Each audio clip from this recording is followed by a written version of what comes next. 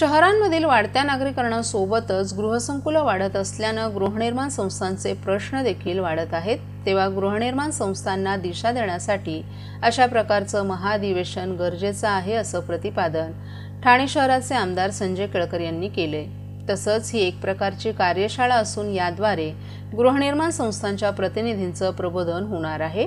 तेव्हा महाराष्ट्रातील प्रत्येक जिल्ह्यामध्ये अशा प्रकारचे उपक्रम राबवले पाहिजेत अशी अपेक्षाही आमदार केळकर यांनी व्यक्त केली आहे। सहकार विभाग आणि ठाणे जिल्हा हाऊसिंग फेडरेशनच्या संयुक्त विद्यमानं ठाण्यातील उपवन तलाव परिसरातील भव्य मैदानात 27 ते 29 डिसेंबर या कालावधीत गृहनिर्माण संस्थांचं महाधिवेशन आणि प्रदर्शन आयोजित करण्यात आले।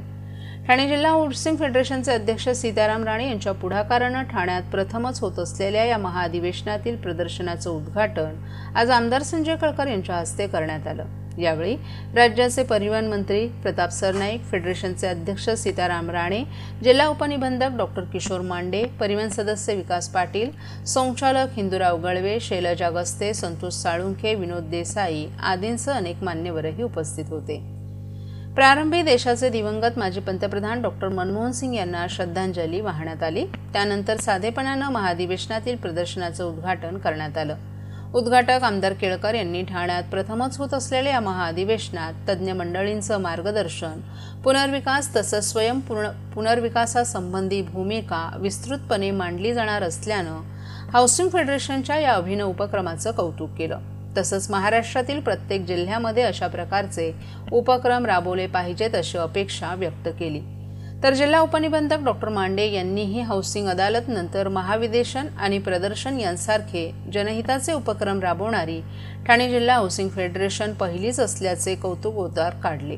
तर आयोजक सीताराम राणे यांनी सोसायटीचं कामकाज करताना गृहनिर्माण संस्थांना अनेक अडचणींना सामोरं जावं लागतं, याशिवाय भेडसावणाऱ्या अन्य समस्यांवर अशा प्रकारच्या अधिवेशनांमध्ये विस्तृत चर्चा आणि ठराव करणार असल्याचं स्पष्ट केलं।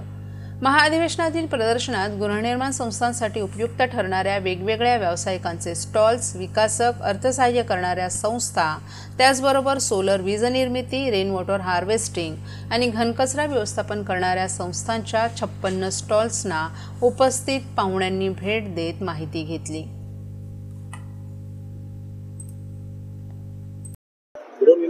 साठी महाधिवेशन आयोजित केले, तुमच्या हस्ते उद्घाटन झालेलं आहे, काय सांगाल, लोकांना काय आवाहन करायचं? हाऊसिंग फेडरेशनचं मी खरं म्हणजे फार अभिनंदन करेन। हाऊसिंग फेडरेशन जे गेली अनेक वर्ष सीताराम राणे यांच्या नेतृत्वाखाली हे चालू आहे। गृहसंकुलं वाढतायत, वाढण्याबरोबर त्यांचे प्रश्न वाढतायत, त्यांच्या समस्या वाढतायत आणि या सगळ्या गृहसंकुलांना जवळजवळ महाराष्ट्रामध्ये एवढ्या मोठ्या संख्येने 1.5 लाख हाऊसिंग सोसायटी आहेत, जिल्ह्यामध्ये आहेत, शहरामध्ये आहेत, ज्यांना दिशादर्शन दिलं पाहिजे। हा वेगळा नॉन प्रॉफिट सेक्टर आहे सहकार मधला आणि त्यांना एक दिशादर्शन देण्यासाठी मला वाटते हे अभूतपूर्व असं अधिवेशन, महाअधिवेशन या ठिकाणी आज त्याचं प्रदर्शनाचं उद्घाटन झालंय आणि उद्या या अधिवेशनाची सुरुवात होणारे हजारो संस्थेचे प्रतिनिधी येतील। हे फार मोठं काम आहे। महाराष्ट्रातील भगिनींना आधार देणारी राज्य शासनाची मुख्यमंत्री माझी लाडकी बहीण योजना। या योजनेअंतर्गत अल्प उत्पन्न गटातील 21 ते 65 वयोगटाच्या भगिनींना मिळणार दरमहा 1500 रुपयाची मदत। अर्ज करण्यासाठी 31 ऑगस्ट 2024 पर्यंत मुदतवाढ। कुटुंबाचं वार्षिक उत्पन्न 2.5 लाख रुपयांपेक्षा कमी असलेल्या महिला पात्र। कुटुंबाकडे पिवळं किंवा केशरी रेशन कार्ड असल्यास उत्पन्नाचा दाखला आवश्यक नाही।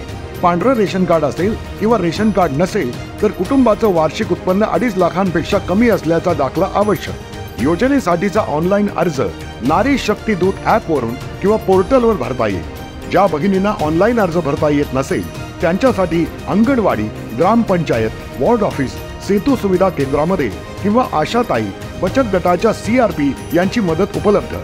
आता आपल्याला अभिमानानं म्हणता येईल, सुखी आणि सुरक्षित आहे माझी लाडकी बहीण।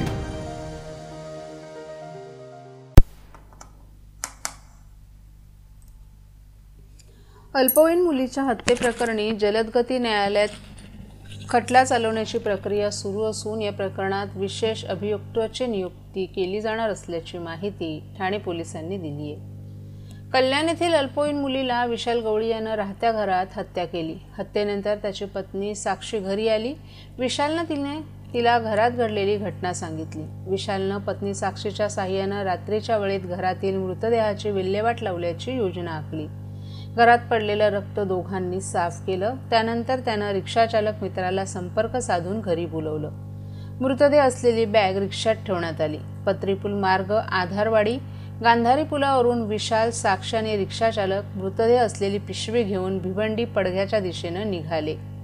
बापगाव भागात अंधार तेथे कोणीही बाजूला नसल्याचं पाहून, वाहनांची वर्दळही नसल्याचं पाहून विशालनं तिचा मृतदेह बापगाव कब्रस्तान भागातील जंगली झुडपं असलेल्या एका भागात फेकला.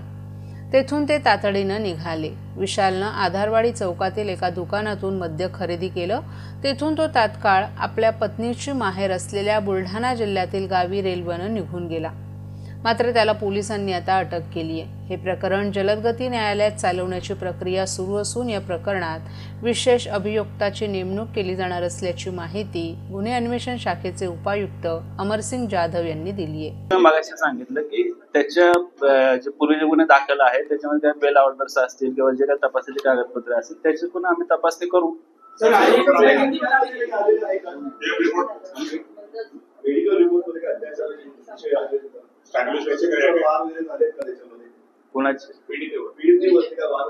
त्या गोष्टी आता सगळ्या तपासात येतील ना. जे काय हा गुन्हा संवेदनशील आहे, एक मिनिट, हा गुन्हा अतिशय संवेदनशील आहे. आम्ही त्याचा एकदम शास्त्रोक्त पद्धतीनं सर्व बारकाईनं फॉरेन्सिकच्या मदतीनं सर्व बारीक असतील, महत्वाचे असतील सर्व पुरावे आम्ही चांगल्या पद्धतीने हस्तगत करणार आहे. सर्व गोष्टी आम्ही रेकॉर्डवर आणणार आहे. त्याच्यामुळे आताच त्याबद्दल माहिती सांगणं उचित होणार नाही. त्या सर्व गोष्टी तुम्हाला नंतर तपासामध्ये स्थानिक पोलीस स्टेशन माहिती देईल त्याबद्दल जे काय असेल. आता जे 1190/24 मध्ये जे कलम लावलेले आहे, तपासात अधिकचा काही पुरावा निष्पन्न झाला तर त्या अनुषंगाने कायदेशीर कारवाई अधिकची कलम आम्ही लावून.